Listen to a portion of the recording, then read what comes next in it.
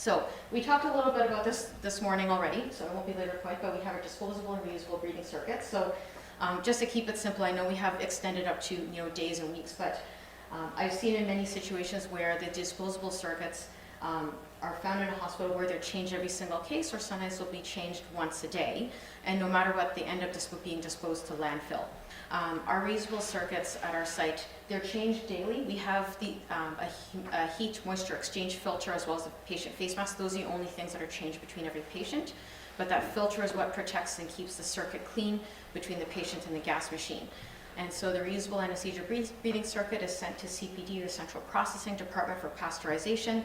And when I asked the team downstairs, and from talking to Robert, our anesthesia tech, he said usually we get about a lifespan of over a year with these reusable circuits. From a cost perspective, I was told the reusable circuit maybe costs about combined 4 times more than a disposable circuit.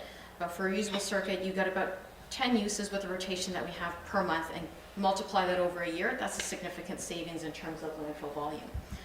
What does this mean for our hospital? So at our hospital, we do about over 1,000 to 1,200 cases of general anesthetic a month, and we do this across 13 operating rooms. So had we done this with disposable circuits that are either changed every day, every case, we would be agreeing to throw out 12,000 or 1,200 to 300 or 300 circuits of landfill per month, which is not pocket change whatsoever. At our site, we instead are changing out 300 circuits a month, and maybe about 20 to 30 circuits are going to landfill per year if they crack and they start leaking. So what does our system look like on a day-to-day basis? So we are very fortunate to have our anesthesia tech. He goes around, he checks our anesthesia gas machines, and he changes the circuit every single day, ensures that there's no leaks. The dirty circuits are then brought down to the Central Processing Department, where they're dismantled. They're actually sorted and placed onto this component-specific holder. So the tubes will go into sort of the front parts, and then the small component parts will go into small bins in the back of this component-specific holder.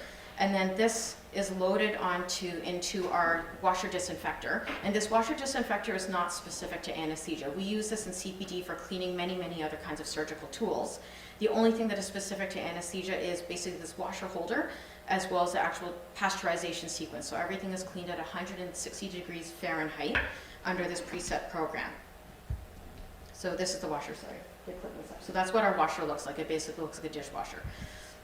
So once the components are washed, they need to be dried, so they go into component-specific dryers. So the small pieces are sorted onto the shelves, the tubing is hung, and then the actual reservoir beds are actually put onto this tree that actually has wind blowing through them for several hours, so that they're dried for about 2 to 3 hours. Once these components are dry, they're basically reassembled back into the bins, and they're ready to go for the next rotation for the anesthesia gas machines.